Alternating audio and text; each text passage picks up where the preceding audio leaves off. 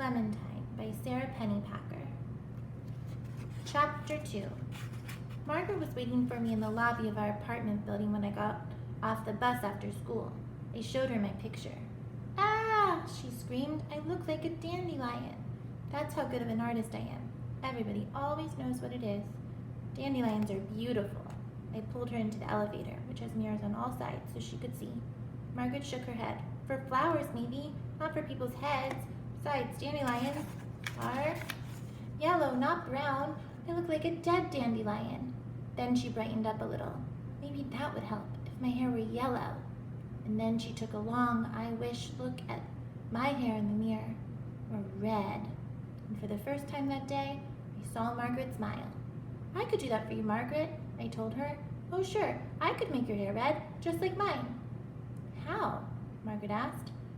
I'd been so happy to see Margaret smile that I had forgotten to figure out that part. But then a great idea popped into my head. I'm lucky that way. Great ideas are always popping into my head without me having to even think them up. My mother has some special markers for her work. They color over everything and they stay there. Spinach got a hold of one and drew all over the walls. My parents couldn't get it off. They had to paint the room over. That's how permanent those markers are. Okay, fine. My brother's name's not really Spinach, but I got stuck with a name that's also a fruit, and it's not fair that he didn't. The only thing worse than a fruit name is a vegetable name, so that's what I think he should have. I've collected a lot of names for him. "Spinach did that?" Margaret asked. Margaret said, "The easy one?" I squint-eyed her. "The easy one?" "That's what my mother calls him. She says it's a good thing your parents got an easy one after you. Same thing in my family, but I'm the easy one. She says that when there are 2 kids in a family, there's always an easy one and a hard one. I guess it's a rule." "Oh yeah," I said. I knew that. But I didn't. "So how about those markers?" Margaret reminded me. "Okay," I said. "If the easy one could use them, I guess the hard one could too. Let's go." And then we pressed B for basement and rode down to my apartment. I ran into the kitchen and climbed up onto the counter and grabbed a box of markers from where my mom had hidden them and jumped down. Before I left, I yelled to my mother in the living room, "Hi, Mom, everything went great at school. I was really paying attention, and I'm going to go play with Margaret because everything's fine with Margaret. No problems, bye," just so she wouldn't worry. And then I ran back out to Margaret in the elevator. She looked through the box and pulled out a marker named Flaming Sunset. And then she took off the cap and held the marker up against my hair. "Perfect," she said. "Let's go up to my apartment." I'd forgotten about that part too. "Is your mother still mad?" I asked. "Yep, but she took 3 aspirin and went back to work. Only my brother is home." So I said okay, and we rode the elevator up to Margaret's apartment, even though I don't like Margaret's room. One reason I don't like to go there is Mascara. Mascara always hides under Margaret's bed and hisses because he hates everyone except Margaret, but sometimes I can see his tail or one paw, and then I feel too sad because it reminds me of my old cat Polka Dotty who died. Last year, Polka had 3 kittens in my bureau drawer, which luckily I always leave open. My parents let me name them, since I have discovered that the most exquisite words in the world are on the labels you will find in the bathroom. I carried kittens into the bathroom and looked around until I found them beautiful names. Fluoride and Laxative went to live with people who answered the "Free kittens, hurry!" ad my dad put in the paper, which was unfair to Polka because they were strangers. Then Margaret's mother said, "All right, Margaret, you can have a kitten as long as you take care of it yourself." And that was good because at least Mascara would be living with someone Polka knew. Except then Polka Dotty died. So now Margaret has a cat that's just fine and I don't. The main reason I don't like to go to Margaret's room is that it makes me feel itchy. I feel itchy in Margaret's room because it looks like a magazine picture. Everything matches and everything is always exactly where it's supposed to be in straight lines. Plus, nothing in her room is broken. It's all clean, not a speck of dirt is allowed in her room.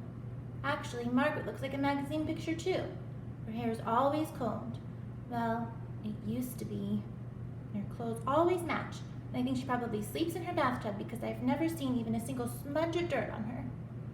I like her anyway, but it's not always easy. Remember the rules. Margaret said at her bedroom door.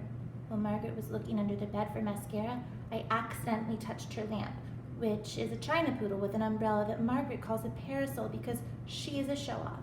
Margaret turned around fast, but my hands jumped into my pockets even faster. All right, I said. Let's get going with the coloring. This is called changing the subject. There's Clementine touching the lamp while Margaret's under the bed. It's very hard to color hair with a marker, let me tell you, but I did it.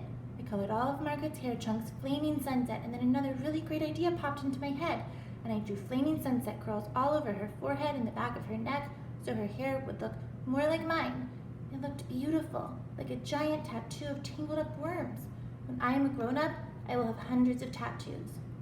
Margaret looked in the mirror, and then she looked at my hair, and then she looked in the mirror again, and she said, "Okay, good." And then she told me she was getting bracelets put on her teeth. "You mean braces?" I told her. "No," she said, "bracelets. They're a special kind of braces. They're jewelry." "Oh," I said. I knew that, but I didn't. Okay, fine. Later that night, when I was just at the hard part of falling asleep, which is lying in the dark, trying not to think about pointy things, I heard the phone ring.